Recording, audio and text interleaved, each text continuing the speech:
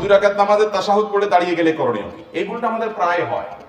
ধরেন আপনি ফজরের 2 রাকাত সুন্নাত পড়তেছেন, সুন্নাত পড়লে 2 রাকাত সুন্নাত, অতএব দ্বিতীয় রাকাতে আপনি সালাম ফিরে ফেলবেন, তাশাহুদের পরে দুরূদ পড়বেন, দোয়া মাসুরা পড়বেন, পরে সালাম ফিরে নামাজ শেষ করবেন, তাই না?